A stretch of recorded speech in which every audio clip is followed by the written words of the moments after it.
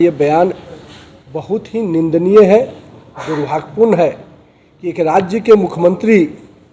इस राज्य की आम जनता पर गोली चलता है और उसको वो जात के आईने से देखते हैं। तो ये तो माननीय मुख्यमंत्री जी का पिछले 16-17 वर्षों का सबसे शर्मनाक बयान है।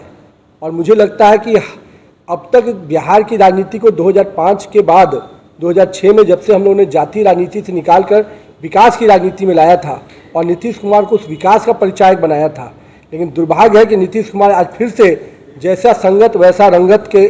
नारे के साथ फिर से उन्हीं लोग के साथ जो गए हैं और फिर से वही जातीय दलदल में इस बिहार को ढेलने।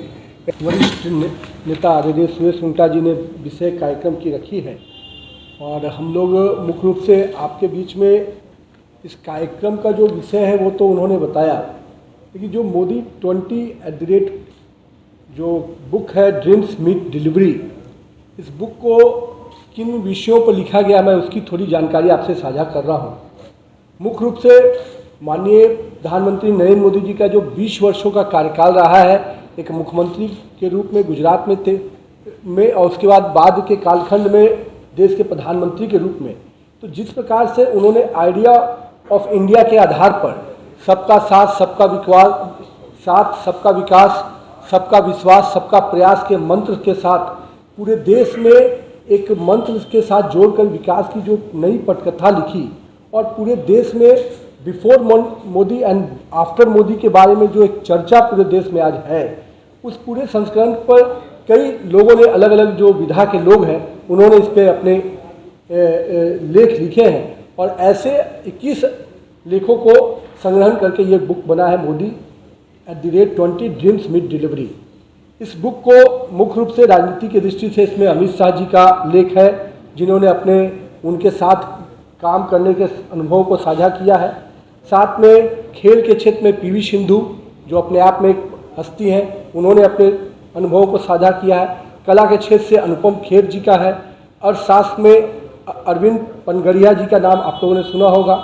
लोकप्रिय लेखक अमीश त्रिपाठी और सुधा मूर्ति जी ने उनके लिए अपने संस्मरण जो 20 वर्षों के उनके कार्यकाल उस पर लिखा है। उसी तरह से डेटा विज्ञान में सनिक रवि का, चुनाव विज्ञान में प्रदीप गुप्ता का और राष्ट्रीय सुरक्षा में अजीत डोभाल का और कूटनीति में डॉक्टर एस जयशंकर जैसे अन्य लोगों ने इसमें 21 लोगों ने मिलकर इस पूरे किताब के संग्रहण को किया है। और मुख्य रूप से इस किताब को मोदी जी के जो पूरे काम करने के तरीके हैं, जिस प्रकार से उन्होंने देश में वेलफेयर स्कीम्स को लाया, जिस प्रकार से देश में उन्होंने एक एक व्यक्ति को छूने का प्रयास किया कि किस प्रकार से विकास के, जब वो प्रधानमंत्री जी कहते हैं कि मैं अकेले नहीं आगे बढ़ सकता, अगर 132 करोड़ भारतीय अगर एक एक कदम आगे बढ़ाएंगे तो ये देश 132 करोड़ कदम आगे चढ़ सकता है। तो उनके ये जो मंत्र थे, ये जो विश्वास था, इसका पूरे जनमानस में क्या असर हुआ और अलग अलग क्षेत्रों में उनके जो सोच थी, उस सोच का जो परिणाम निकला इस देश के विकास में, उसकी अनुभवों को साझा करता हुआ ये किताब है, जिसका विमोचन करने पूरे देश में इस किताब का विमोचन माननीय उपराष्ट्रपति पूर्व वेंकैया नायडू जी ने किया था और माननीय गृह मंत्री अमित शाह जी ने